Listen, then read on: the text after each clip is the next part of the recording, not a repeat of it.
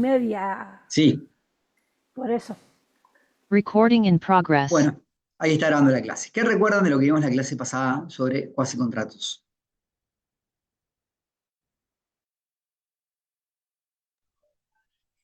Que era Que una de las fuentes de las obligaciones. Recording stopped. Ah, se fue a dormir.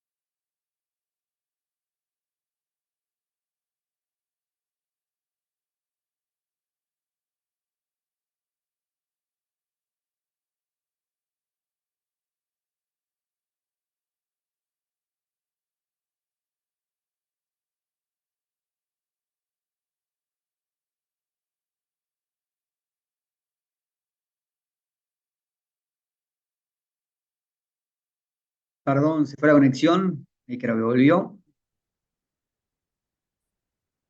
Vamos a ver de nuevo. Sí, está ahí. Recording Bien, in progress. les preguntaba, adelante Galarraga. Sí, en los cuasicontratos hay un hecho voluntario como en los contratos, pero en realidad ahí no hay un previo acuerdo, no hay un consentimiento entre las partes. Eso lo diferencia de los contratos, que también es una fuente de obligaciones. Bien, ¿y por qué les parece a ustedes de que el legislador a estas situaciones les reconoce la calidad de generar obligaciones?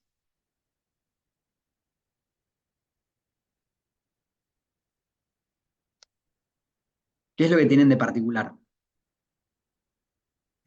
porque hay una relación económica que surge, hay un componente de enriquecimiento y empobrecimiento que sí sucede.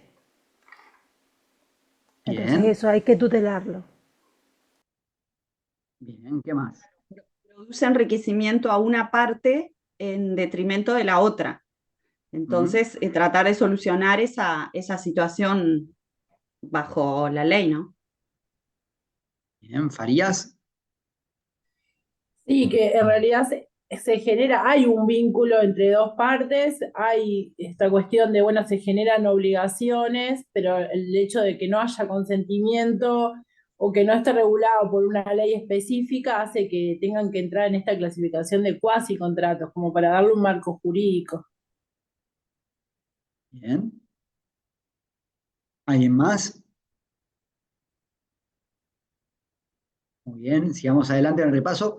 Recuerden que vimos que hay tres tipos de cuasicontratos: enriquecimiento sin causa, que es el que habíamos empezado a ver, gestión de negocios, pago de lo indebido.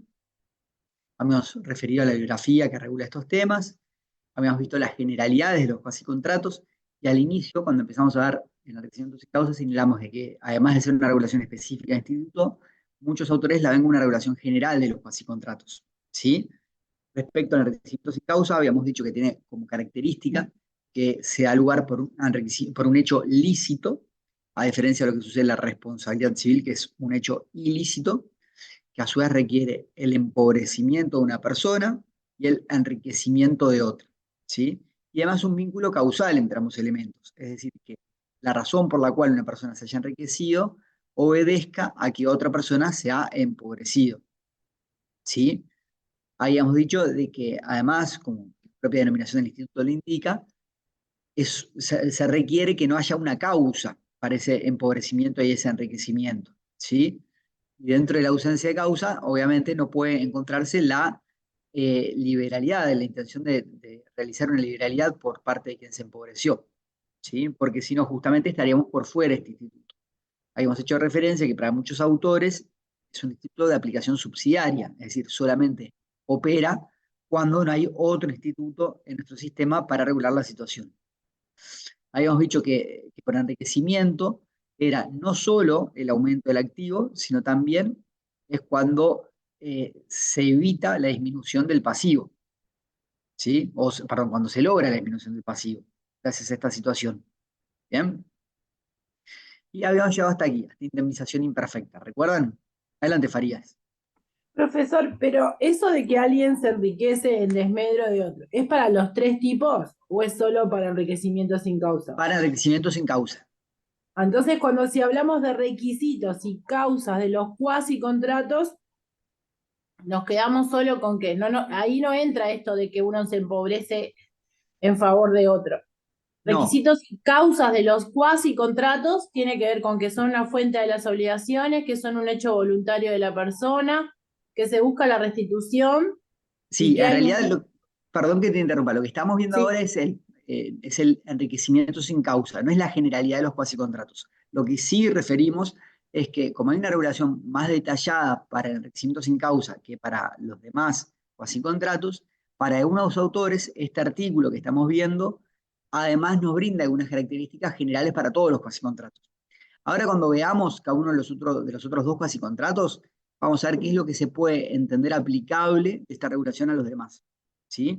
Por ahora quédate con el concepto de que esto que estamos viendo es para el enriquecimiento sin causa exclusivamente. ¿Bien? Gracias. Bueno, habíamos llegado hasta aquí, hasta indemnización imperfecta. Y habíamos estado analizando bastante la clase pasada por qué es que se requiere que la indemnización sea imperfecta, ¿sí? Recuerdan que dijimos que lo que en definitiva se va a restituir no es el monto exacto del empobrecimiento, no es el monto exacto del enriquecimiento, sino que será el menor de los dos valores. Y la razón de eso es que el propio artículo habla de aquello que se ha convertido en su provecho. ¿Recuerdan eso? ¿Alguna duda sobre este aspecto? No. Bien, decíamos que esta es una de las diferencias que tiene justamente con la indemnización en materia de responsabilidad civil, ¿sí? Donde allí se indemniza todo el daño. Bien, habíamos mencionado también la característica de la subsidiariedad, que decíamos recién, que en definitiva, tanto el enriquecimiento sin causa como los demás cuasicontratos solamente tienen aplicación cuando no hay otro mecanismo establecido por la doctrina o por la ley para pretender esa restitución.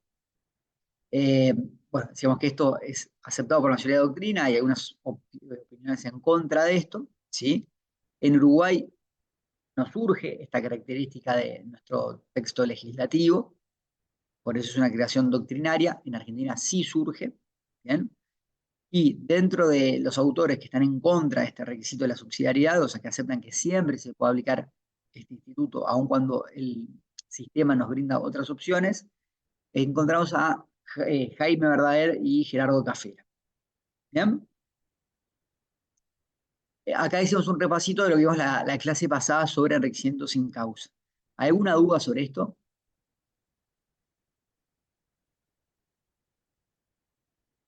¿No?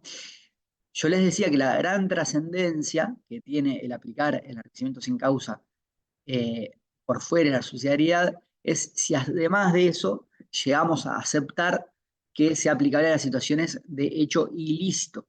En nuestro derecho eso parece hoy imposible porque es muy claro, el artículo 308 habla de todo hecho lícito del hombre, ¿sí?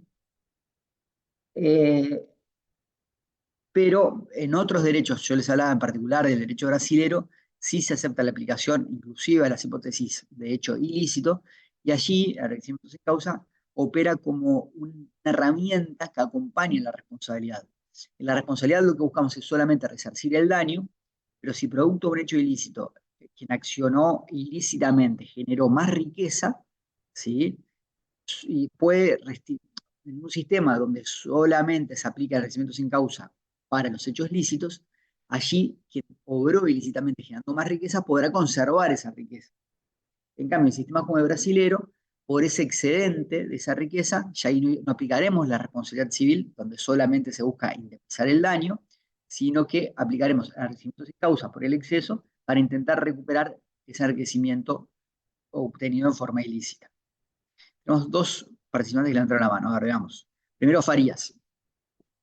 Sí, profe, es como lo que pasó en Argentina cuando supuestamente robaron dinero y con ese dinero hicieron rutas o hicieron mansiones en Argentina, entonces después se quedan con todas las mansiones y las cosas que compraron a partir de ese dinero, o sea, todo lo que generaron a partir del dinero que se supone que... Bueno, la verdad, no conozco 100% el caso de Argentina, pero fíjate allí, si ahí robaron 100 pesos y por eso con esos 100 pesos compraron propiedades por 100 pesos, ahí no es que hayan generado más dinero, ¿sí?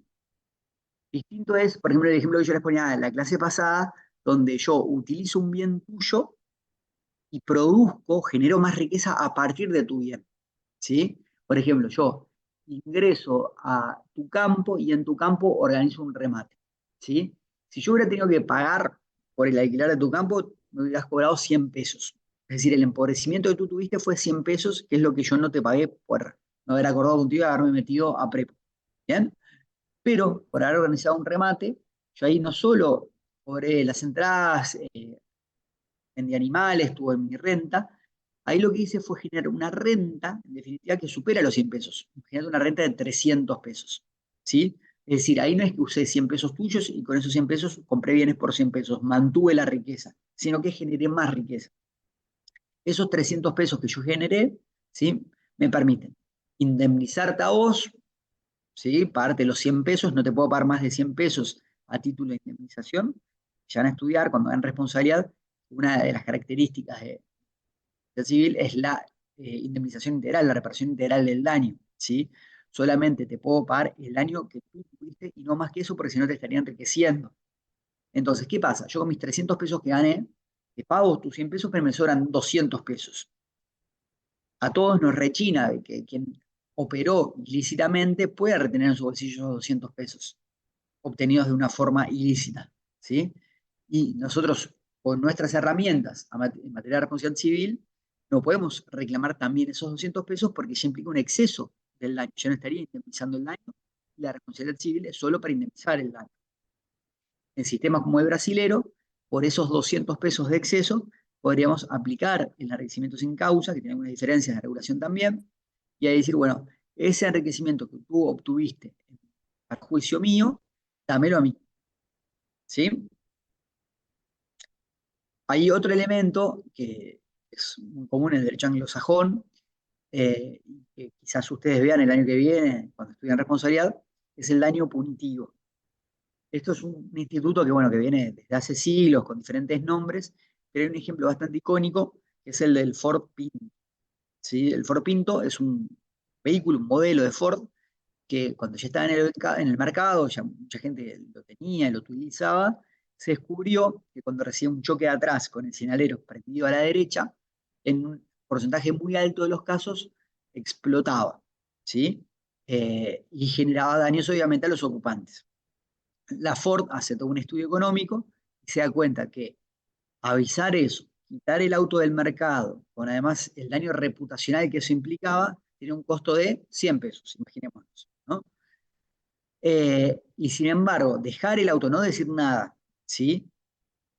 No avisarle a nadie, que cada tanto ocurran accidentes y tener que indemnizar a las víctimas conforme al porcentaje o a lo que más o menos se pagaba de indemnización, de acuerdo a lo que decía la jurisprudencia norteamericana, implicaba 30 pesos. Entonces la Ford dice, me conviene más no decir nada y cuando haya dañados, indemnizar que sacar los autos del mercado, ¿sí? Y así lo hizo. ¿Qué pasó? No es muy claro cómo, pero uno de las víctimas llegó a conocer que la Ford sabía de esta situación, que había elegido no sacar los autos del mercado, es decir, que había elegido dañar porque económicamente le era más rentable. Hizo un juicio y allí los tribunales condenaron en primera instancia si yo no me equivoco, son 300 millones de dólares, que era el monto de las ganancias que había conservado la Ford por no retirar los autos del mercado, ¿sí? Eso en segunda instancia se moderó la sentencia y quedó en 11 millones de dólares, igual es una cifra muy importante, que, bueno, en definitiva, lo que se dijo allí es, no es justo que quien se comporta ilícitamente conserve esas ganancias producto de su comportamiento ilícito, ¿sí? Vamos a trasladárselas a la víctima. Lo que sucede es que nosotros en nuestro sistema no tenemos un mecanismo justamente para ese enriquecimiento ilícito, se conoce como daño punitivo, es un daño que busca punir, castigar, además de indemnizar, porque excede el sufrimiento de la víctima. En algunos sistemas que se recoge y algunos autores que proponen el daño punitivo, lo que establecen como mecanismo es que esa indemnización excedente, es decir, lo que no es puramente indemnizar a la víctima, no se lo den a la víctima, porque estarían enriqueciendo. Se traslada a fondos, por ejemplo, destinados a prevenir ese tipo de accidentes. ¿Sí? Bueno, en Uruguay hay algunos ejemplos de autores que han propuesto diferentes caminos para intentar reducir el daño punitivo. Recuerdo un artículo de la profesora Cocchiarale, más que lo había escrito. Bueno, el trabajo de Cafera y mío, que yo mencionaba en la clase pasada, a partir de la teoría de los frutos. Hay una sentencia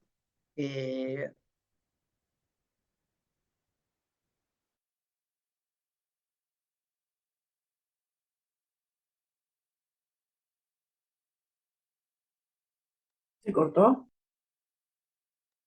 Ah, sí, a mí también se me cortó.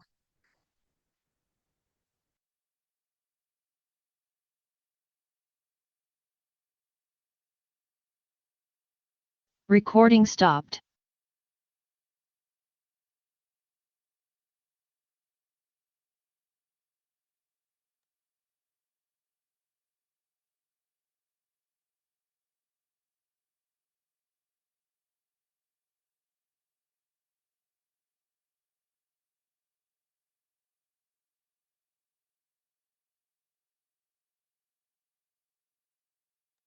Hizo la diferencia entrar a las 8.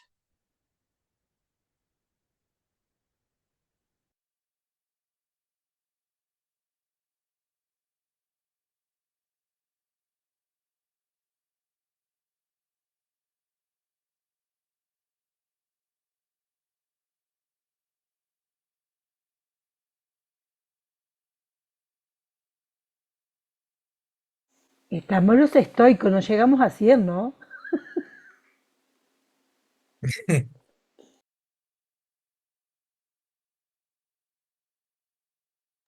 Valeria, ya que estamos, vamos a charlar. ¿Sabés lo que te iba a decir? Un Decime. ejemplo de eso lo ponen, si no me equivoco, lo leí en Cafera, que te dice que Torres García agarra unas pinturas, agarra unas pinturas de tu casa, que son tuyas, va, pinta un cuadro, y bueno, un cuadro de Torres García vale un montón de dinero, pero lo que él te devuelve es lo que salieron las pinturas. Toda esa otra ganancia que él hace, no te la devuelve, es lícito. Creo que como que a veces nos queda como raro asimilar que, claro, que se enriquece con eso y que no, o sea, no te toca nada. Pero ese es Y un yo porque ejemplo. Es un tenía ejemplo como raro, ¿entendés? Pero creo que está bien claro, porque él te saca las pinturas, hace el cuadro, su cuadro vale cantidad, pero no te tiene que dar por la obra. Te da solo por lo que valían tus pinturas. Claro, a mí se me complicó porque yo el ejemplo Recording que in tenía de progress. esto era como enriquecimiento sin causa, que la otra parte no hacía nada y se enriquecía, pero lo tenía con la plata. Por ejemplo, si alguien en tu cajero deposita plata, como que eso era el ejemplo que yo tenía. Entonces me costó ahora como entender que era solo la parte que me beneficiaba y no todo lo que yo había recibido.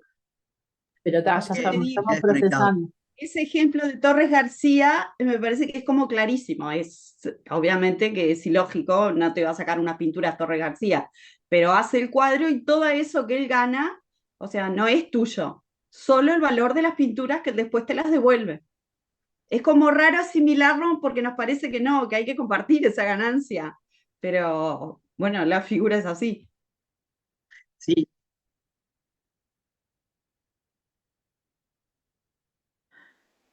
Bueno, ya está el profe y quedó la sentencia. Bueno, por sí, eso, no sé, yo lo leí en Cafera y me pareció que era capaz como medio exagerado, como para dejar en claro cómo era la figura del enriquecimiento y lo que después tenía que devolver. perdón que se me cortó. Está muy bien lo que están diciendo. Quiero tomar algo de lo que decía Farías. Imagínate ese caso de que a vos te depositan por error en tu cuenta 100 pesos y luego vos con esos 100 pesos invertís, comprás bonos que te hacen generar ganancia por 130. Ahí está la discusión. ¿sí? Si vos utilizaste eso que no es tuyo y generaste más plata de la que recibiste. ¿Qué pasa con el exceso? Los 100 que recibiste es claro que vos los tenés que devolver, ¿sí? Y ahí sí vamos por este mecanismo. El tema es el exceso. Ahí están los dos polos, ¿no? La realidad es que no se lo planteó el legislador. Si ustedes leen el apéndice del Código Civil, leen los comentarios de la Comisión Codificadora, etcétera, no van a encontrar una referencia a eso, ¿no? Si nosotros nos postulamos a ver por qué sí y por qué no, bueno, el por qué no, vamos a hacer al revés, el por qué sí, por qué debería quien obrando ilícitamente generó más ganancias restituir también el exceso, y bueno, es claro, a todos nos parecen que sería injusto que alguien que se comporta ilícitamente conserve esa riqueza, ¿sí? Porque estaríamos de alguna forma promoviendo ese comportamiento ilícito. Ahora, si yo le preguntara lo contrario, si tuvieran que defender la tesis de que está bien que la conserve, ¿qué podrían decir al respecto? Que la idea fue del que lo hizo, entonces ¿por qué tendría que dar su creatividad al otro? Bien, ¿quién más? Claro, en ese ejemplo, por ejemplo, de Torres García, el que tiene el talento es él, el que le aporta el valor a esas pinturas que le saca es él. Entonces, como que me parece que por justicia es él el que tiene que tener esa ganancia, pero sí devolver con lo que él llegó a eso que era ajeno, ¿no? Sí, se me ocurre mucho lo que están diciendo, que en definitiva se entiende que en esos 130 que se generaron, tienen como una doble causa. Por un lado, sí, lo utilizado ilícitamente, que pertenece a otro, pero también el valor agregado que uno le puso, ¿sí? Y a su vez también en la visión más económica se podría entender de que si nosotros miramos abstractamente una sociedad, lo que nos interesa es que la sociedad genere más riqueza, ¿sí? Entonces, todo comportamiento que de alguna forma aumente la riqueza de la sociedad tendría que ser estimulado, ¿sí? Obviamente, restituirle a aquel quien ha visto utilizado uno de sus bienes sin su correspondiente retribución, dársela, pero fomentar que aquel que por cualquier medio genera riqueza la pueda conservar. ¿Bien? Bueno, es una discusión que nosotros hoy tenemos formalmente cerrada porque el 1308, el procedimiento sin causa, es solamente para comportamiento lícito, no ilícito, salvo que aceptar alguna de estas otras teorías que les digo. Pero en el mundo es un problema que preocupa mucho y se han encontrado estos mecanismos para justamente solucionar. ¿Bien?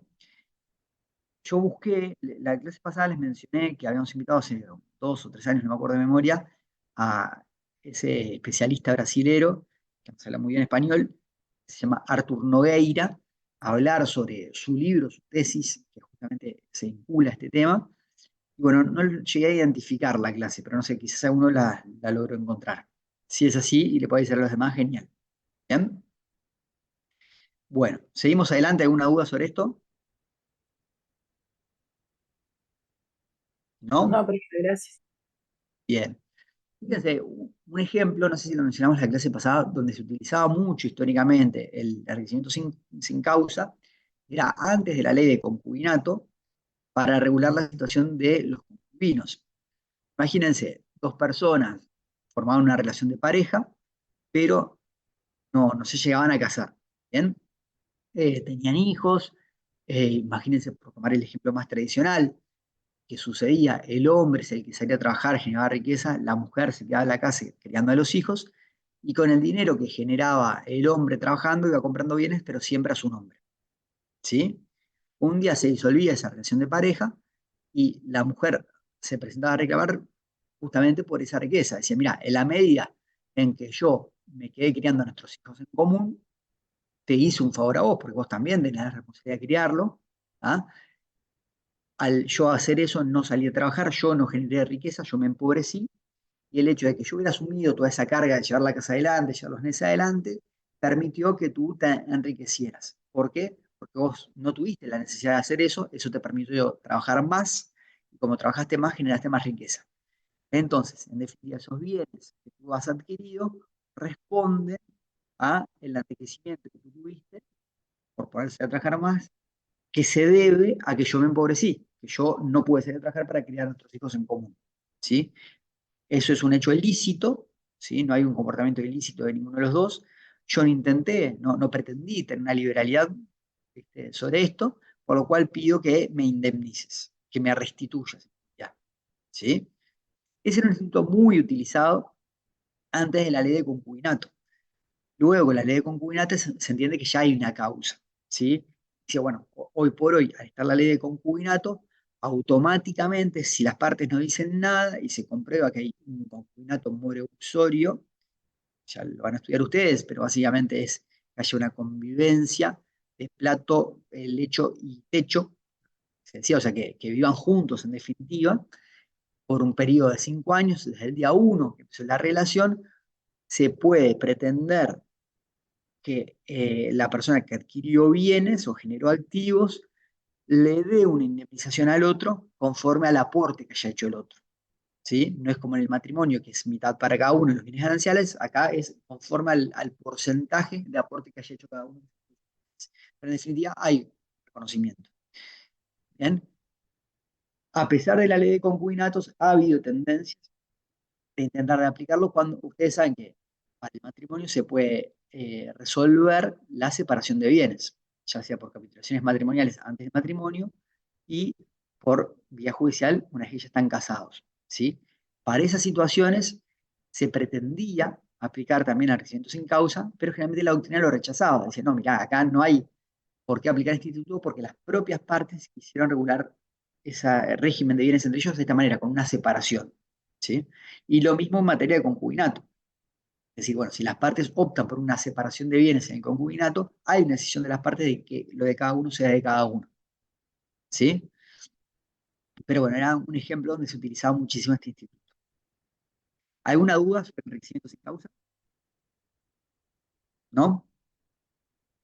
Bien, vamos a seguir, dame un segundito.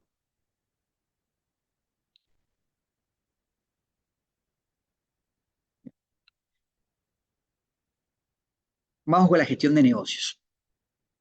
¿Quién puede leer, por favor, el artículo 1309?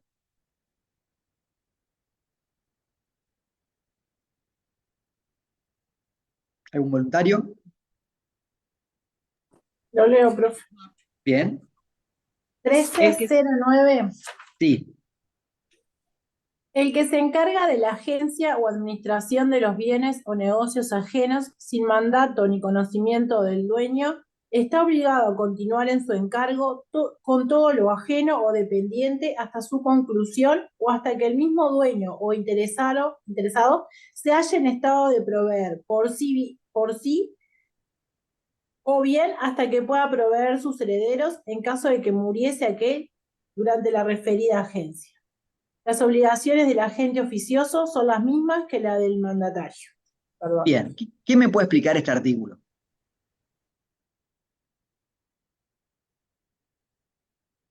¿Algún voluntario?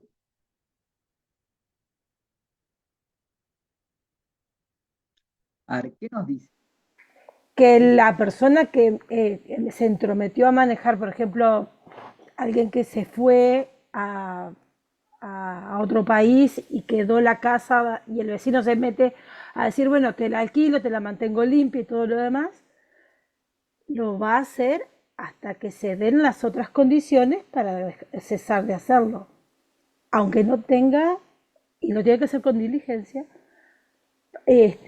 aunque no tenga después ningún papel que diga, ay, sí, lo encomendaron a esto. Está haciendo una gestión sin poder y sin mandato. Pero después vamos a ir a todo lo que regula el mandato para restituir lo que produce. Bien. ¿Quién más? Fíjense, dice, el que se encarga de la agencia o administración de los bienes o negocios ajenos, ¿sí? O sea, este artículo, este instituto de la gestión de negocios, regula esa situación donde alguien se encarga de manejar los negocios de otra persona, ¿sí? Aquí viene lo importante, sin mandato, es decir, la figura tradicional por la cual una persona maneja los negocios de otro es porque el dueño del negocio le dio un mandato, le dio un apoderamiento a quien gestiona para que lo haga. Acá Quien gestiona lo hace aún sin que se le haya encomendado esa tarea. Fíjense lo que dice. Ni conocimiento del dueño. Eso ya van a estudiar ustedes en contratos, vean mandato, está la figura del mandato tácito, es decir, aquella en la cual no hay un apoderamiento expreso, pero sí se actúa con conocimiento del dueño, quien lo tolera, y se entiende que, que se haya presente estas figuras del mandato tácito, a decir que, aun cuando no está en la expresa, igual se confirió ese mandato. En el fondo nos está diciendo, la gestión de negocios es cuando uno maneja el negocio de otro, pero sin que haya un mandato, ni expreso ni tácito. ¿Bien? Está obligado a continuar con el encargo, es decir, el que gestiona tendrá que, una vez que empezó a gestionar, no está obligado a gestionar, pero una vez que empezó a hacerlo porque quiso, tendrá que continuar, no podrá interrumpir su gestión eh, de lo ajeno hasta que termine la gestión que está realizando o hasta que el dueño esté en situación de poder él mismo gestionar. ¿Sí? ¿Se entiende? O sea, ustedes no están obligados a gestionar, pero una vez que han empezado, no podrán interrumpir, si lo hacen, serán responsables, es decir, tendrán que continuar con la gestión hasta que terminen lo que empezaron o hasta que el dueño esté en condiciones de hacerlo él, lo haga o no lo haga. ¿Sí? Y luego, como bien decía la compañera, en el segundo inciso encontramos una remisión a la figura del mandato, por lo cual esta situación se regula por todo el instituto del mandato en cuanto a los daños que se indemnizan, la restitución de los gastos, etcétera. ¿Quién lee el 1310, por favor? Lo leo, profe, si quiere. Sí, adelante. El agente oficioso estará obligado a emplear en la gestión todos los cuidados de un buen padre de familia y será responsable de los perjuicios que por su culpa o negligencia resulten al dueño de los bienes o negocios que tomó su cargo. Los Muy tribunales, bien. sin embargo, podrán moderar la indemnización según las circunstancias del caso. Bien. Acá se regula qué Disculpe por la tipo. voz, pero no me dio No, no está resfriado. perfecto. Se regula qué tipo de diligencia debe emplear quien gestiona. Y se establece que es una diligencia media. ¿Sí? Ustedes ya van a estudiar, también a responsabilidad, que hay diferentes tipos de culpa. Culpa leve, grave y gravísima. La culpa leve es la que se tiene cuando uno no se comporta con la diligencia media de un buen padre de familia, y es la que en general se acepta en nuestro sistema, salvo contadas excepciones que se requiere la culpa gravísima, dentro del factor de atribución subjetivo. Y acá también se recoge la regla para la gestión de negocios. ¿Sí? En definitiva, mientras se logre con la diligencia media, aun cuando se generen daños, no será responsable. Solamente será responsable si no se comportó con esa diligencia media. El legislador identifica como de buen padre de familia. ¿Sí? Y acá les hago un paréntesis. Yo les mencioné en un pasaje del curso de que hay una ordenanza del Consejo de Facultad que establece la necesidad de dar todas las materias con una perspectiva de género. Este es uno de los elementos donde se ve la necesidad de regular cómo está regulado el código, porque el concepto de buen padre de familia podría ser sustituido por una figura más inclusiva. Por ejemplo, en Chile y en Inglaterra se habla de la persona razonable en vez de buen padre de familia. Bien, aún cuando se habla de padre, bueno, el concepto que está detrás es de una persona razonable, una persona media. ¿Sí? En segundo lugar, dice que la consecuencia de obrar sin esta diligencia es la responsabilidad que se genera allí, es decir, la obligación de indemnizar los daños que por ello se producen. Con una moderación muy importante en el segundo inciso, que es que le da la facultad a los jueces llamados a resolver de moderar esa responsabilidad. Si nosotros aplicáramos esta regla en materia de responsabilidad, siempre que uno haya operado los elementos de la responsabilidad civil y generó daños a otro, tendrá que indemnizar esos daños. Sin embargo, acá el legislador es más benévolo y dice, bueno, todavía que estás haciendo una gestión en beneficio de otro, voy a intentar ser un poquito más leve en la sanción que te aplico de tener que indemnizar los daños. Le doy la facultad a los jueces de que moderen tu responsabilidad si con tu accionar dañaste a otro. ¿Se entiende? ¿Quién lee el 1311, por favor? Yo, profe. Bien. Por su parte, el dueño de los bienes o negocios oficiosamente administrados con la debida diligencia está obligado a cumplir las obligaciones contraídas por su nombre, en su nombre por su agente, a indemnizarle a las que haya tomado sobre sí por su causa de dicha agencia y a satisfacerle todos los gastos necesarios o útiles que haya hecho, pero no a darle salario.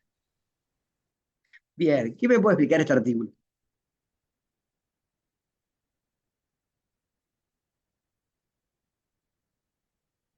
Y bueno, creo que se toma en cuenta, no se le da un salario, como dice ahí, pero se toma en cuenta si esa administración en realidad fue buena. No entiendo mucho, o sea, qué es lo que le indemniza si en realidad le dice que no hay que darle salario. No sé cuál es o sea, la Lo que haya medida que toma ahí. gastado. Ajá. Claro. Yo creo que es fácil de comprenderlo desde este lugar. Si al vecino ausente que yo hablé hoy temprano se fue y se le un accidente o cualquier cosa o una tormenta le rompe un vidrio, el vecino que compra y repone el vidrio va a recibir el dinero del vidrio, no si compra un cristal con DBH y todo lo demás, porque no, tiene que ser lo que vale el vidrio. Si él gastó de más, por eso lo de las cosas útiles y necesarias, tenía que reponer un vidrio. Si ya pone un cristal de Swarovski a la ventana, ya es un exceso. Entonces le van a restituir el precio del vidrio. Solo lo necesario y útil. Pasa por ahí. También creo que pone énfasis en que las obligaciones que tomó el gestor, después, si el dueño vuelve a esa administración, tiene que seguir con esas obligaciones que se había comprometido el gestor. Claro, ahí cuando las reconoce. Si puso la casa en alquiler, no va a desalojar inmediatamente hasta que no esté en sede de desalojo, por ejemplo. Va a tener que mantener el contrato que hizo la otra persona. ¿Qué más? Bueno, a ver, acá este 1311 nos da varios criterios. Es Varios de de los ellos, más, es de los más amplios de los artículos. sin dudas. En primer lugar nos dice eso, bueno, a ver, si nos pone una regla, que es que el gestor haya operado con la debida diligencia, ¿sí? Entonces empecemos por el contrario. Si el gestor no obró con la debida diligencia, teníamos que en el 1310 ya le imponía la obligación de indemnizar al gestionado que haya sido perjudicado por ello, y acá en el 1311 le suma una segunda consecuencia, que es que si no obró con la debida diligencia, además de tener que indemnizar, tampoco podrá recuperar lo que haya gastado. Es decir, si yo gestiono un negocio de ustedes sin mandato, ¿no? Aplicamos la figura de la gestión de negocios, y mi comportamiento de gestionar no fue del todo diligente, bien, por un lado les tendré que indemnizar, pero además lo que yo haya gastado para realizar esa gestión no tendré derecho a recuperar. ¿Sí? Hay dos consecuencias de no operar con la diligencia debida, que es la diligencia medida de un buen padre de familia. Ahora, vamos por la otra hipótesis, donde el gestor sí obró con la debida diligencia de un buen padre de familia. Allí nacen diferentes consecuencias. Primera consecuencia, el gestionado, es decir, el dueño del negocio, estará obligado a cumplir las obligaciones que haya asumido el gestor a su nombre, mediante el ejercicio de la gestión con la debida diligencia. Primera consecuencia. Segunda consecuencia, tendrá que indemnizarle al gestor todos los gastos que haya incurrido, ¿sí? Y se indemnizarle de las que haya tomado sobre sí por causa de dicha diligencia, y a satisfacer todos los gastos necesarios o útiles útiles que haya hecho. ¿Bien? Y la tercera consecuencia es que a pesar de haber realizado esa gestión diligentemente en beneficio del otro, el gestor no tendrá derecho a recibir un salario, una ganancia, solamente recuperará gastos. ¿Se entiende? Bien. Como ustedes ven, estos artículos 13.9 a 13.11, a diferencia del 13.08, no mencionan como un requisito de la gestión de negocios que el comportamiento del gestor sea un acto lícito. Sin embargo, por ese criterio general que yo les mencionaba, en el cual varios autores ven el 13.08 como un fundamento de todos los cuasi contratos, se entiende que también en la gestión de negocios el comportamiento tiene que configurar un acto lícito y no un acto ilícito. Y a su vez, lo que les digo aquí en pantalla, que como fundamento justificativo de por qué se acepta la gestión de negocios, se entendía que lo que hay es una justicia correctiva, es decir, que se busca corregir una situación en la cual el gestor gastó de su bolsillo dinero para beneficiar al gestionado. ¿Bien?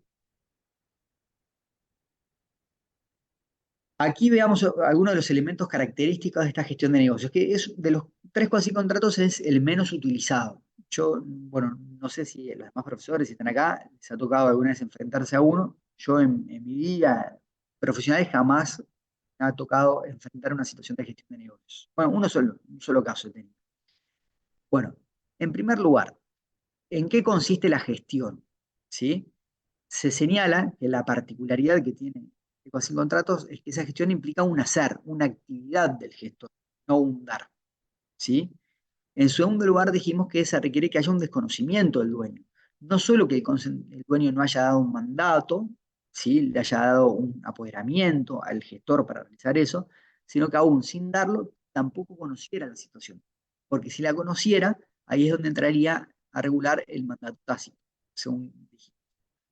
En tercer lugar, la espontaneidad del acto de gestión.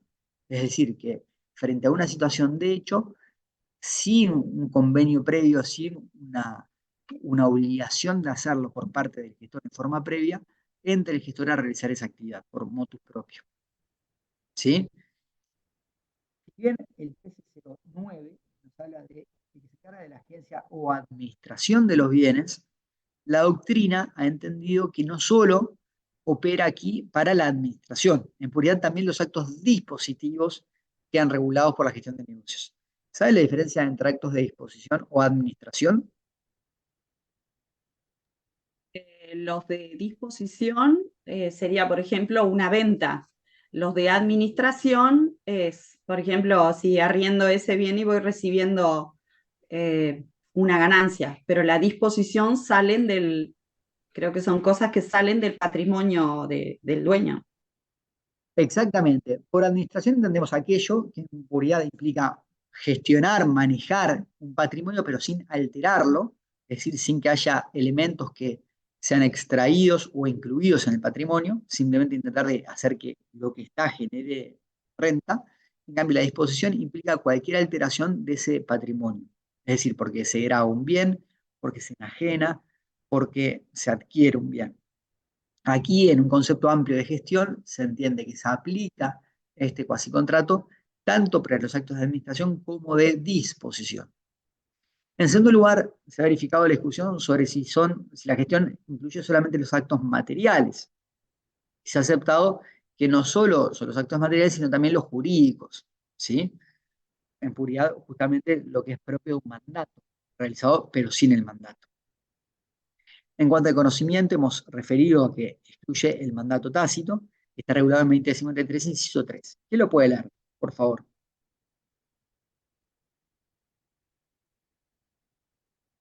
¿Algún voluntario?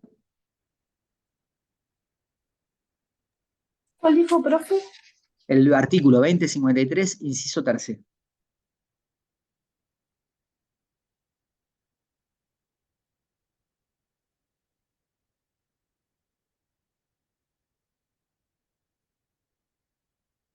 ¿No las están viendo? Bueno, a ver. ¿Ahora? No. No, no se ve. ¿Ir? Bueno, pueden ir leyendo por favor el 2053. La escritura sea pública o privada, que contenga Ahora sí. revocación. No, es el 2053 de mandato. Sí. El tercer inciso, Sí. Analia. El mandato puede ser No, expreso. el tercer inciso es el que El empieza. tácito. El tercer inciso empieza diciendo: el tácito tiene lugar. Ajá, tiene razón. El tácito tiene lugar cuando el dueño del negocio está presente o sabe la gestión que otro hace por él y calla o no lo contradice. Exacto, es decir, si hay conocimiento, ¿sí? Allí tendremos mandato tácito. se excluye la aplicación de este instituto, porque ahí, fíjense, el origen de la obligación que tiene el mandante indemnizar es justamente el contrato de mandato. No es un cuasi contrato, es un contrato. Necesariamente, para que se aplique la gestión de negocios, tenemos que estar por fuera del mandato. ¿Cuándo estamos por fuera? Bueno, cuando no hay mandato escrito, cuando tampoco hay mandato tácito, es decir, porque aún sin haber firmado, otorgado un contrato de mandato, conocía el dueño la existencia de esa gestión y la toleró, allí el mandato tácito, es decir, sería aquellos casos donde o desconoce el dueño la gestión o conociéndola, la rechaza. Ahora bien, en los casos de que la rechace, tampoco se acepta la aplicación del Instituto de la Gestión de Negocios. Díganme ustedes, ¿por qué les parece a ustedes que se rechaza la aplicación del Instituto de la Gestión de Negocios en aquellos casos donde el dueño del negocio, el gestionado, conocía la situación y la rechazó? Y porque ahí había como quien dice, hay un acuerdo de voluntades. Y acá no No, debe haber. justamente no hay un acuerdo de voluntades. El dueño del negocio rechazó la intervención del otro. No se pusieron de acuerdo. El gestionado no quiso que el gestionante interfiera y el gestionante sí quería. Lo que pasa es que el gestionado tiene todos sus derechos intactos y el gestionante está actuando en esfera ajena y necesita Bien. que el otro no lo contradiga para que todos los negocios que haya efectuado sean eficaces. Lean los artículos 1309 a 1311 del Código Civil, ¿sí? ¿En dónde ustedes encuentran alguna referencia a lo que están diciendo? A que por eso no se aplica este instituto.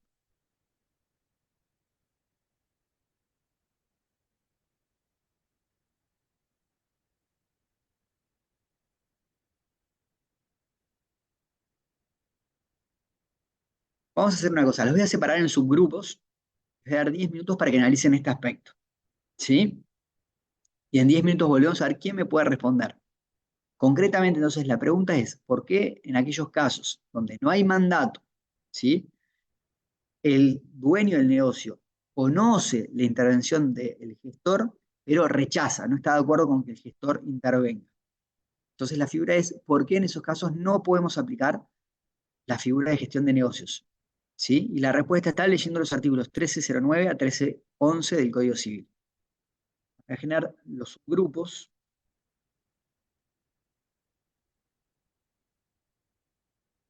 ¿Cuántos somos en clase ahora? Necesito ver cuántos somos.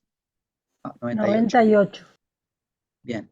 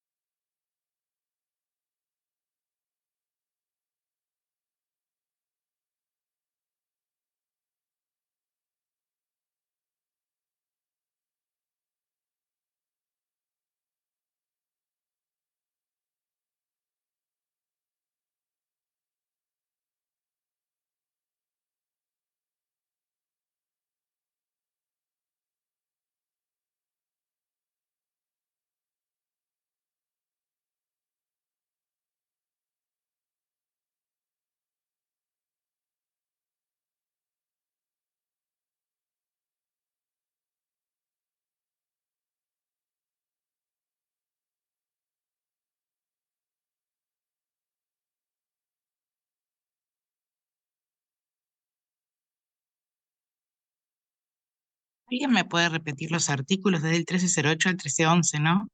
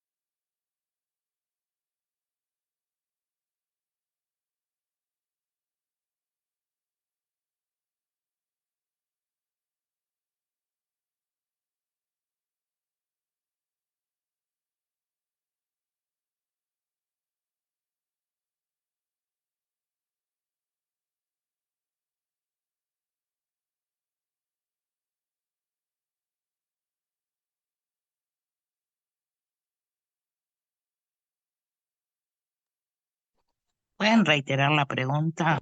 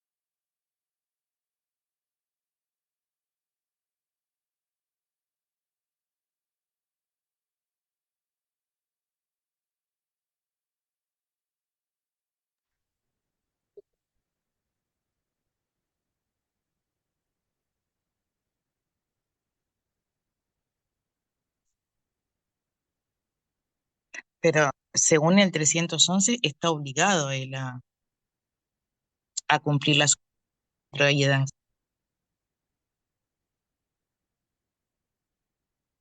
pero aún después de que el gestor haya realizado actos que le benefician, eso es la duda.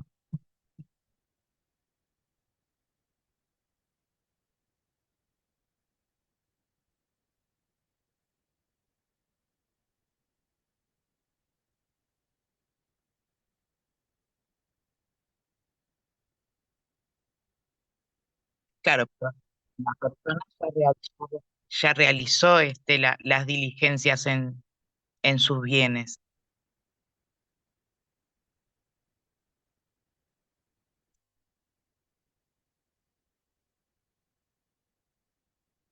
Ah, está, va por otro lado.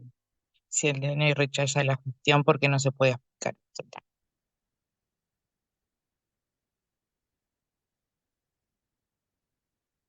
Ah, bien. Está. Ahí me enredo más todavía.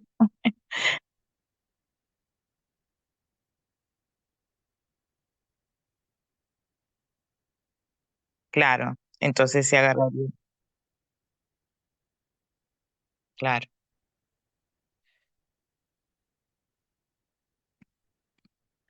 complicadita la hizo hoy.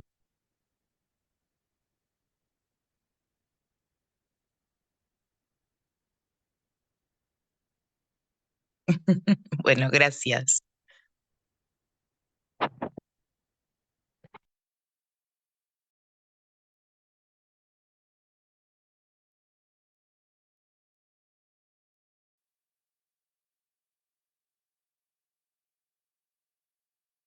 Recording in progress.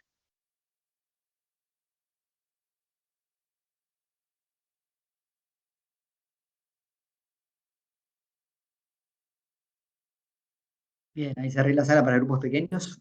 Tenemos un instante que estamos realizando aquí.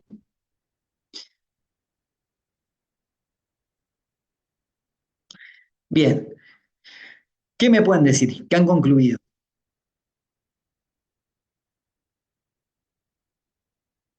Adelante, Massa. Buen día. En nuestro grupo concluimos que una vez que se puso el dueño en conocimiento y le negó o le dijo que no continuara con la gestión, todo lo que haya hecho el gestionante después del no, no sería válido, o sea, no respondería el dueño porque ya está en conocimiento. Y el artículo 1309 dice que el dueño no puede estar en conocimiento. Y entendemos que en realidad una vez que el dueño le dijo que no, ya le negó la gestión, o sea, le dijo que no continuara, o sea, ya están en Bien, conocimiento ambas partes. Entendemos que ya no entraría una vez después del no entraría en la figura de la gestión de gestión. bien. Vamos con Galarraga. Bueno, a nosotros similar al compañero, lo encontramos en el artículo 1309, en la parte donde dice el dueño se halla en estado de proveer de por sí. Ahí faltaría el elemento de la gestión de negocios que sería la ausencia de oposición por parte del dueño.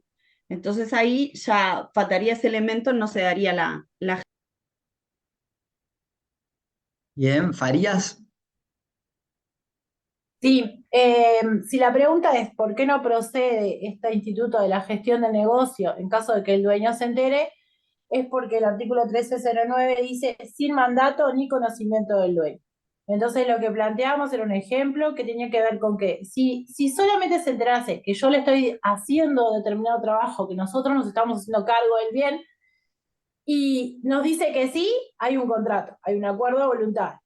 Si no se entera, es evidente que sabe, pasa y lo ve, en realidad estaríamos como también en un acuerdo que da el consentimiento sin expresarlo, pero no está viendo que lo hacemos.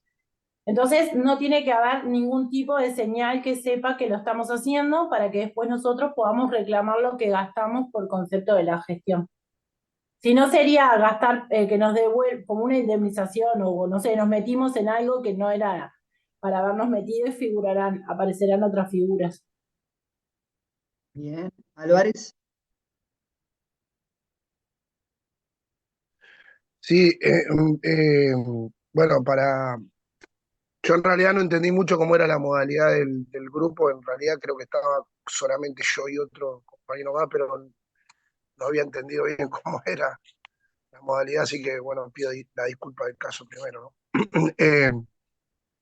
Y bueno, con respecto a la pregunta que usted había hecho, para mí en realidad el negocio, también concordando un poco con los compañeros, pero para mí sería más que inválido, sería ineficaz luego ese negocio, ¿no? Se afectaría la eficacia, ¿no?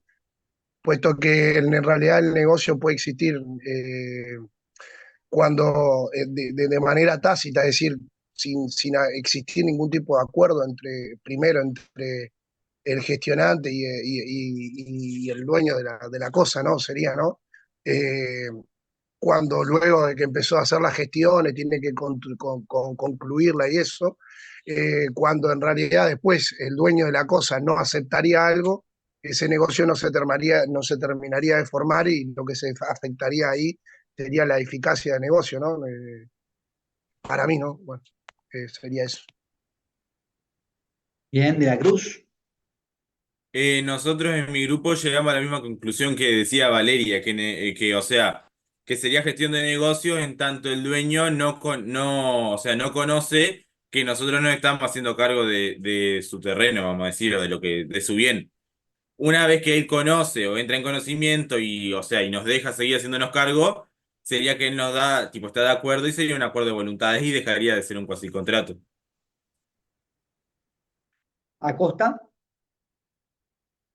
No sé, yo estoy un poquito entreverada, porque la pregunta era, si el dueño rechaza la gestión, lo que yo entiendo es que la gestión ya inició, o sea, ya se empezó a hacer.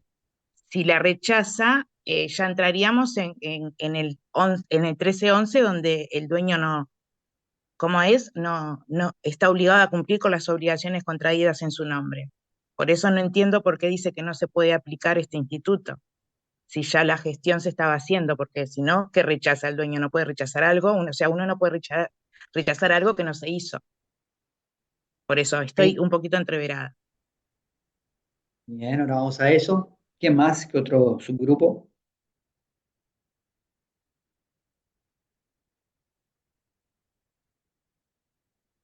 ¿No hay más subgrupos? El Adelante, profe, Yamila. sí, llegamos más o menos a la misma conclusión que los anteriores, por eso que no hay y a la vez decimos que es el 1309 y el 1311. Estamos en lo mismo que están hablando los compañeros, confundidos, no viendo y, y entendiendo de que si no hay que una vez que conoce ya no se aplica. ¿Y cómo vinculan lo que estamos diciendo con el requisito de origen doctrinario para esto? Encuentran en 1308 la fuente de que es solamente aplicable la gestión de negocios a actos lícitos.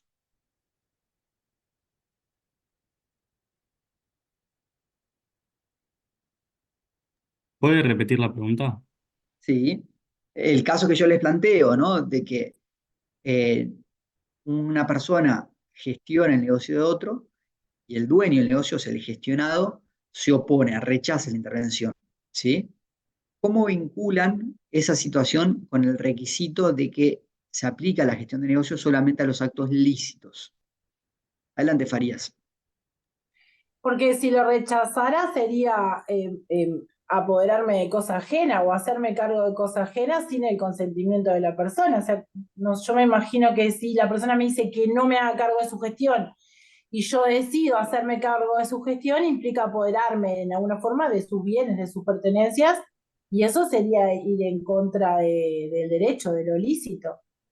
Si nosotros poníamos el ejemplo de gestionar la casa de alguien que no está, me meto adentro de su casa, aún habiéndome dicho que no podía, ahí aparecerían otras figuras, como usurpación de la propiedad privada, no sé, porque me dijeron que no. Me parece que solamente con pensar en hacer algo que alguien me dijo que no, ya estaría yendo en contra de una disposición normativa. Bien, Galarraga. No sé, se me ocurre que capaz la explicación viene por el fundamento que hace la doctrina, ¿no?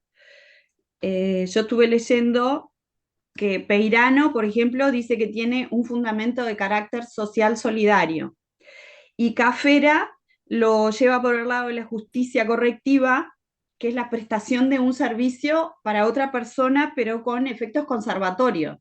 Entonces, supongo que ante la oposición del dueño y ya la otra persona estaría entrando en una situación que no son estos fundamentos que pone la doctrina. Bien, Farías, tenés la mano levantada, no sé si querés agregar algo más o quedó. No quedó, pero igual quedé enroscada. Se supone que esto lo hago para, como en base a lo que dice Analía, para favorecer a alguien. Yo me imagino la gestiona una casa de alguien que se fue a vivir a Italia. Yo le decía eso a los compañeros. Yo le mantengo el bien a esa persona. Evito un daño mayor, que el bien se deteriore, que lo ocupe otra persona. Se lo mantengo en condiciones. Él o sus herederos lo van a poder vender. O sea, yo le estoy generando un beneficio a otro y lo que hace el legislador es como, bueno, en cierta forma reconocer mi acción. Me parece que tiene que ver esto que decía Analia, ¿no? Una cuestión social de que ese bien no se deterioró, no perdió valor, porque lo que hice fue, gestionándolo, Ah, lo mantuve en condiciones para que hoy lo puedan vender a determinado precio, entonces a favor de eso el legislador entiende que me tienen que devolver lo que gasté por concepto de ese negocio. No sé, me parece. claro, en todo eso, además lo que estamos viendo, hay una causa lícita.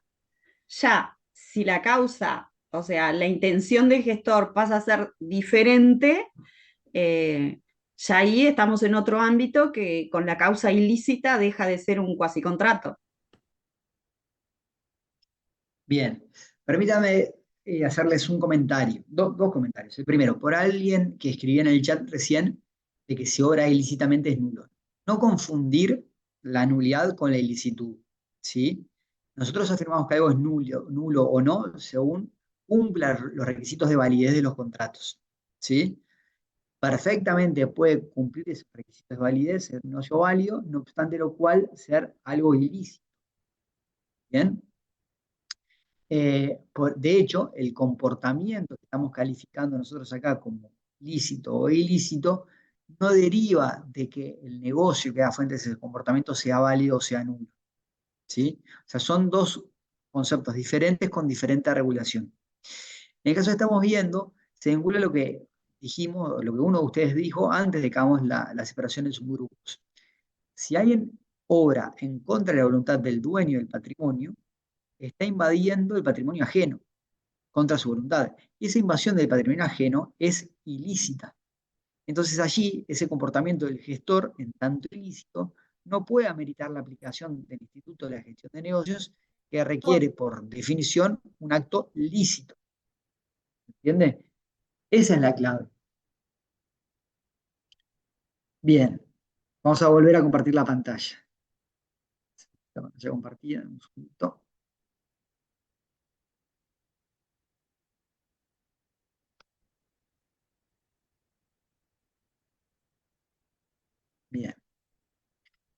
el esfera compartida.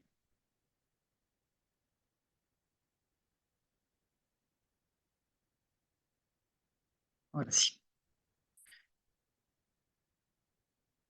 ¿Están viendo la pantalla compartida? Sí, se ve. pero Se me fue para atrás, volvemos a donde estábamos.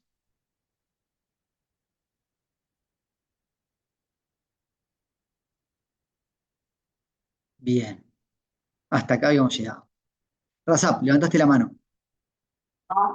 Sí, profe, yo tengo una pregunta. ¿Este es el cuasicontrato, ese que siempre se usa el ejemplo del incendio? Porque en el caso de que uno intervenga, ve que la casa del vecino se está prendiendo fuego, sin conocimiento del vecino, uno se pone a tratar de apagar el incendio y queda obligado a hacerse cargo de apagar el incendio hasta el final, digamos. Sí, Y es exactamente. bastante, o sea, yo después de haber sabido eso, dije, qué horrible porque de alguna forma se estimula a que no se ayude el de al lado, Claro, básicamente. exactamente. Es el ejemplo típico, el incendio de la casa del vecino, ¿no? Bueno, en la pantalla anterior nosotros decíamos que... ¿dónde está? Se me fue. Acá. Que uno de los elementos de la gestión de negocios es la espontaneidad del acto de gestión, ¿sí? Y hemos hecho referencia a esto, que la espontaneidad es que la actividad del gestor no responda a que está obligado a hacerlo en virtud de un contrato o de otra fuente diferente de las obligaciones, ya sea porque la ley lo obliga o porque otro contrato lo obliga. Bien, acá lo hace por motus propio. Si hubiera otra fuente, allí ya no estaríamos en la aplicación de cuasi contrato, sino que esa gestión se regula conforme a la obligación que él tiene, de acuerdo a la fuente que sea. ¿Sí? Y en otro lugar, en otro aspecto, tenemos que analizar que sea justificable la necesidad de esa gestión. Porque si no se justifica, si no hay razón de ser para que el gestor realice su actividad, estaríamos en la intromisión de la esfera de otro sujeto, ¿sí? La esfera jurídica ajena, por lo cual su comportamiento sería ilícito. Solamente el comportamiento puede ser calificado como ilícito cuando esa intervención en la esfera de otro tiene una justificación, ¿sí? Y esa justificación, como les indico en pantalla, solo se halla presente en la doctrina cuando haya una necesidad o utilidad de que la gestión sea realizada. Y para establecer cuándo algo es necesario o útil, bueno, estamos a parámetros normales, lo que en una sociedad determinada, en un tiempo determinado, se entiende que es necesario o conveniente. ¿Sí? Massa, levantaste la mano. Sí, en cuanto a la gestión, me genera un poco de duda, por ejemplo, yo gestiono el bien de un bien inmueble de alguien que se fue a otro país, está sin conocimiento de que yo se lo estoy gestionando, pasan 20 años. ¿Puedo utilizar la usucapión para, por ejemplo, pasar a ser el dueño de esa propiedad, ya que se ha demostrado que lo he mantenido, no sé, por ejemplo, he pagado los impuestos, no se ha deteriorado? Sí, ahí ya van a estudiar, si es que no lo estudiaron ya, cuando vean la usucapión, que uno de los requisitos es el psicológico, y es que el comportamiento del sujeto no solo implique desarrollar los actos objetivos de la posesión, sino que también se considere dueño, que lo haga con ánimo de dueño. Y quizás el actuar como gestor de otro, a nombre de otro, ¿sí? Sea contradictorio con considerar que lo estamos haciendo por nosotros mismos, en beneficio propio. ¿Bien? Pero dicho esto, en puridad podrían llegar a hacer que toda esa actividad que realizó el gestor la invoque como actos objetivos de posesión para pedir la usucapión o prescripción adquisitiva. ¿Sí? Bien. Bien, Después, el último aspecto de la pantalla que les quiero señalar es que ustedes van a estudiar cuando vean responsabilidad que hay básicamente 4 elementos básicos para que se haya presente la responsabilidad. ¿Sí? Tiene que haber una acción antijurídica o ilícita que sea conforme a un factor de atribución determinado, básicamente la culpa, como norma general de nuestro sistema. Hay también hipótesis de factor de atribución objetivo que ya van a estudiar. Es el riesgo, que haya un daño y que haya un nexo causal, o sea, una relación de causalidad entre ese comportamiento ilícito con respecto al daño que se produjo. Ahora bien, esa ilicitud conoce lo que se llama causas de justificación. Es decir, aquellas acciones que en principio serían ilícitas, si opera una causa de justificación, un permiso del sistema para actuar a pesar de la ilicitud, se enerva ese carácter ilícito. Aquella acción que en principio era ilícita, en realidad, frente a la causa de justificación, ya no es ilícita, es un accionar lícito. ¿Bien? Por ejemplo, el permiso del dueño, el actuar en ejercicio de un propio derecho. Dicho esta explicación que van a ver con más profundidad en responsabilidad, llevado a lo nuestro, nos encontramos con que la justificación de la necesidad o la conveniencia o la utilidad de esa gestión, la hipótesis de la gestión de negocios, implica justamente una causa de justificación a esa invasión de la esfera jurídica ajena. Por definición, toda invasión de la esfera jurídica ajena es ilícita, ¿sí? Por lo cual no debería aplicarse la gestión de negocios, pero si esa invasión de la esfera jurídica ajena fue por una necesidad o utilidad de realizar la gestión, deja de ser ilícita, pasa a ser un acto lícito, y por eso es que se acepta la aplicación de esta figura. ¿Se entiende? ¿Me siguen o es confuso? ¿Se entiende? Bien. Dicho de otro modo, nosotros para poder aplicar cualquier cuasicontrato tenemos que estar frente a un acto ilícito, en particular en lo que estamos viendo, la gestión de negocios. Entonces, si nos preguntamos, bueno, pero ¿cómo podemos sostener que realizar una gestión para otro, que es invadir la esfera jurídica de otro, puede ser lícito si por definición la invasión de una esfera jurídica ajena es algo ilícito? La respuesta es esa, que si esa invasión de la esfera jurídica ajena se hace por necesidad o utilidad del gestionado, allí opera una causa de justificación que enerva la ilicitud, y ese comportamiento que en principio era ilícito pasa a ser lícito, y por eso se aplica este instituto. ¿Bien? Otro aspecto interesante, que es una diferencia con el enriquecimiento sin causa. Nosotros en el enriquecimiento sin causa habíamos dicho que tenía que haber un empobrecimiento de uno vinculado a un enriquecimiento de otro. Fíjense que aquí, en la gestión de negocios, el gestor, para tener derecho a reclamar la restitución de lo que gastó al gestionado, no tiene que probar que se ha enriquecido el gestionado.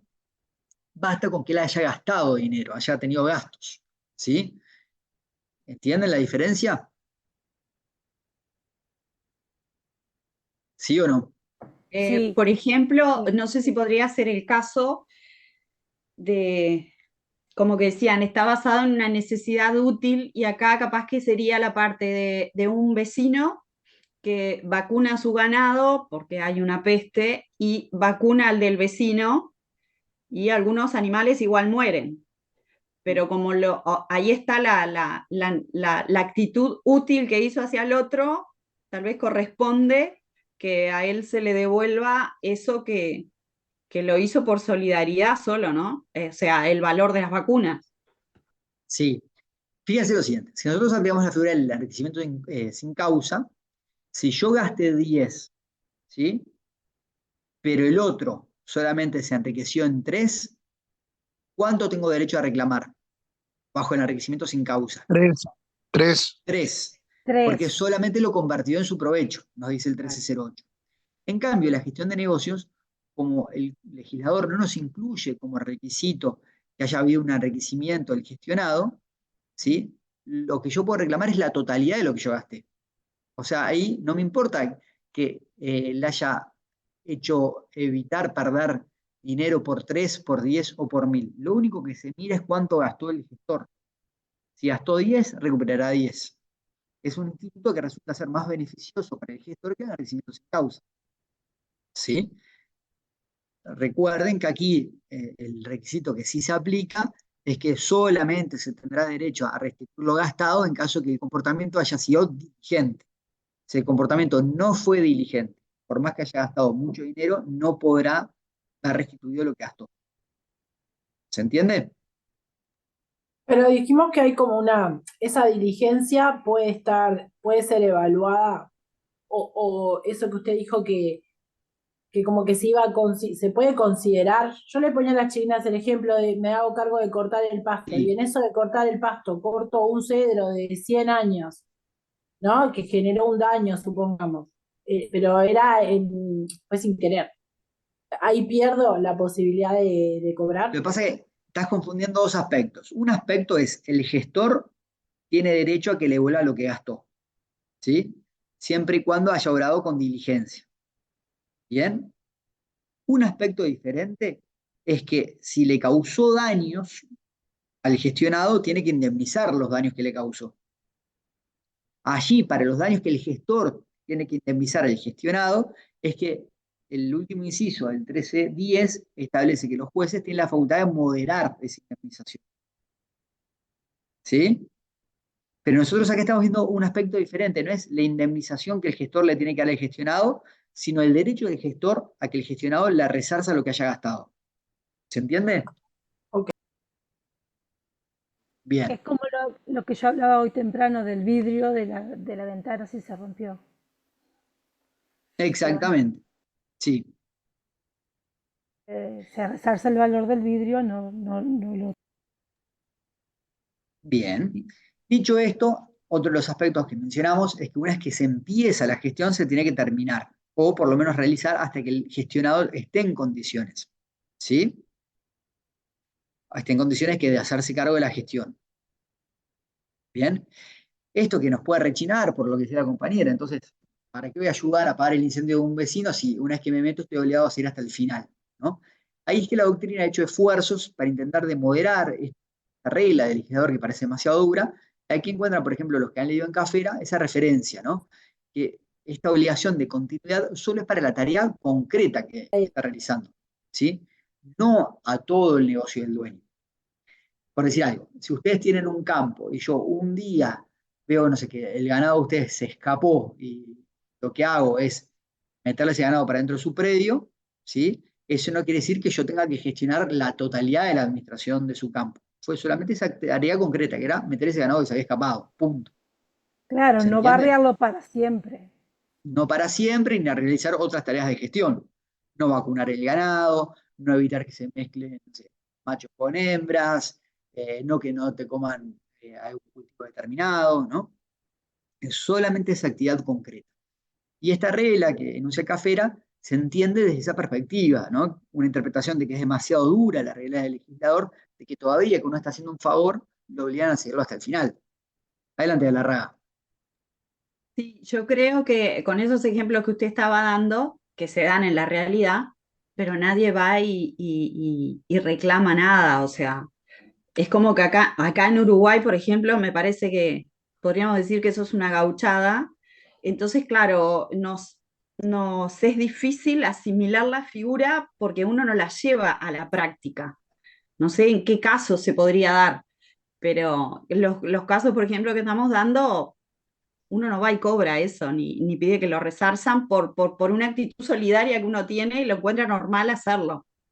Sin dudas. Mira, yo no he hecho un estudio acabado de la jurisprudencia, a ver qué casos se recogen o no, si hay o no. Sí te puedo hablar de un caso donde yo lo apliqué. Es una figura muy poco usada, ¿no? La situación en la cual yo lo apliqué era un edificio en construcción, pero que en los hechos, los apartamentos ya existen, pero todavía no ingresó en el régimen de propiedad horizontal. Ustedes saben que cuando un edificio ya está en propiedad horizontal, ahí se hacen asambleas, las decisiones de la mayoría tienen que ser respetadas por todos, inclusive por las minorías que no estuvieron de acuerdo. ¿Bien?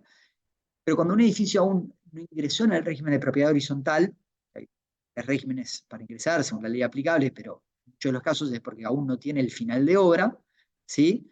Pero ya están viendo allí, ahí hay un problema, hay un vacío. ¿Por qué? Porque hay decisiones que tomar, gastos que afrontar, que no hay una disposición que permita que la mayoría imponga las decisiones a la minoría.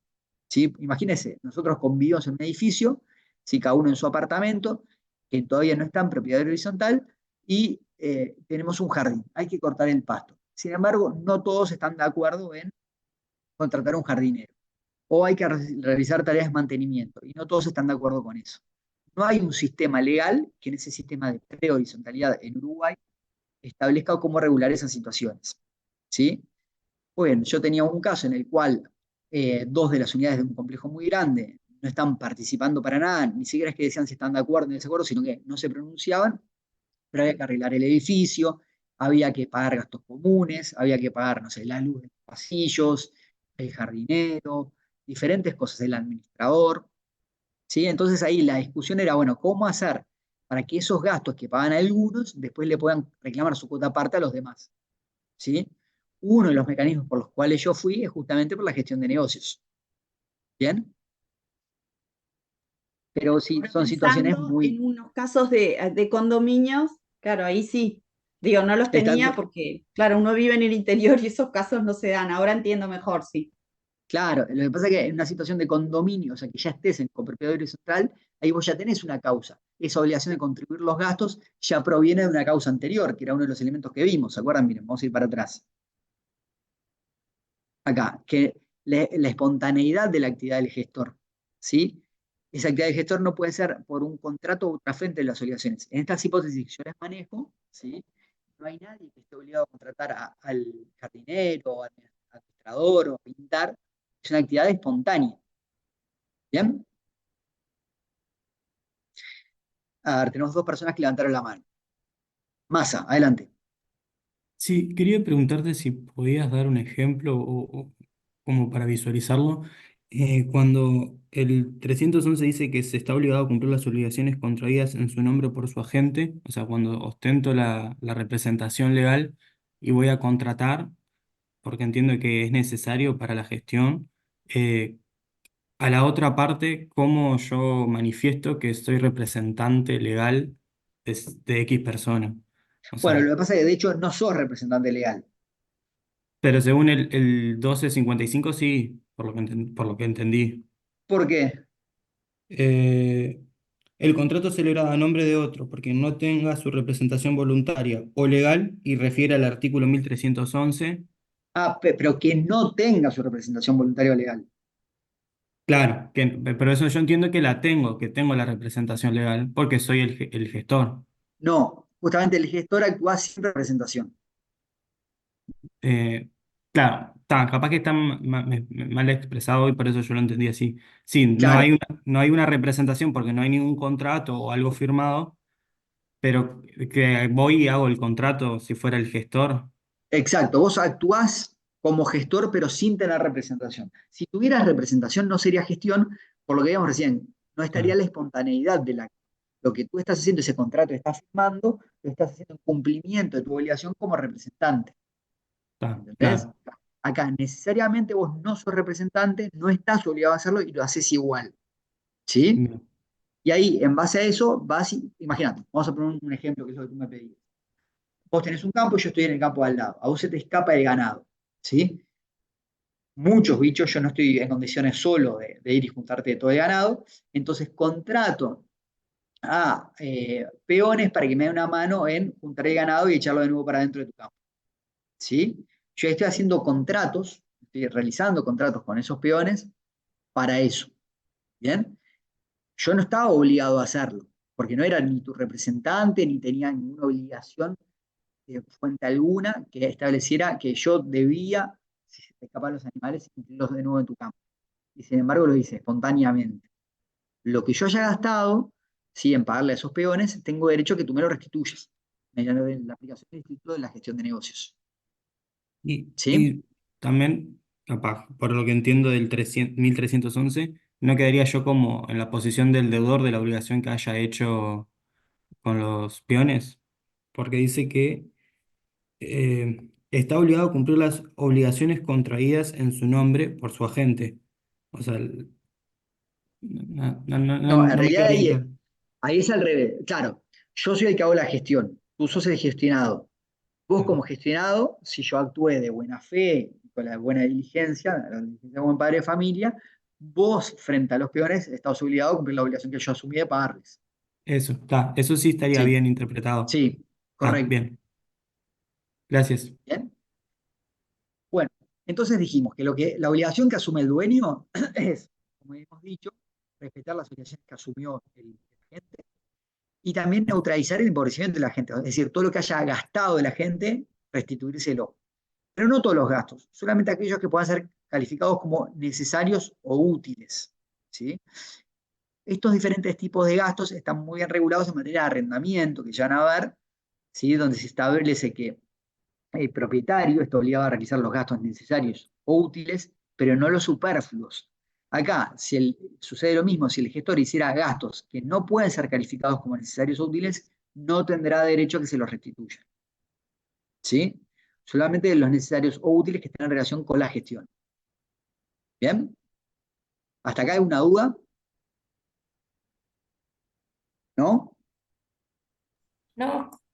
Yo tengo una duda, sí. Adelante. En el ejemplo que vos diste del edificio ese, que planteaste vos tu caso, que le gestionaban, digamos, las necesidades del edificio y todavía no había propiedad horizontal, por lo tanto no había manera de gestionarlas. Pero no habría conocimiento ahí de los vecinos que ven que le cortan el jardín o lo que sea, y por lo tanto no aplicaría la gestión de negocios. Bien, sí, de hecho, está muy bien lo que vos decís.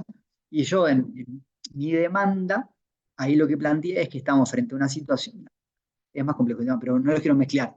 Yo en mis diligencias preparatorias para esa demanda que vio la realidad, yo planteé que podía interpretarse que había un mandato tácito, entonces dije, bueno, yo voy a hacer esto, ¿sí? Voy a contratar a un jardinero, voy a contratar a un agrimensor para que realice los nuevos planos de agrimensura, voy a realizar una serie de tareas, ¿sí? Como no estamos en como no estamos en régimen de horizontalidad, yo pido primero que se le notifique que voy a hacer todo esto a los demás copropietarios, ¿bien? Para que digan si están de acuerdo o no están de acuerdo. Si no dicen nada, ahí tenemos un mandato tácito, por el 2053, inciso tercero.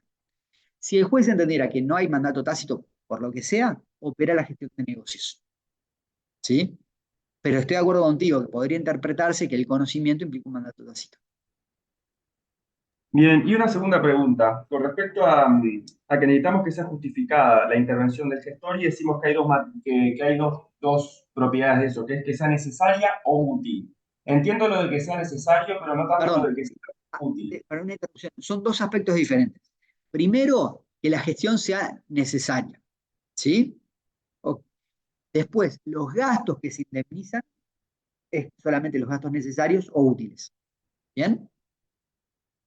Ese requisito de la necesidad o utilidad está presente tanto para la gestión, la justificación de la gestión, como para los gastos que se resarcen.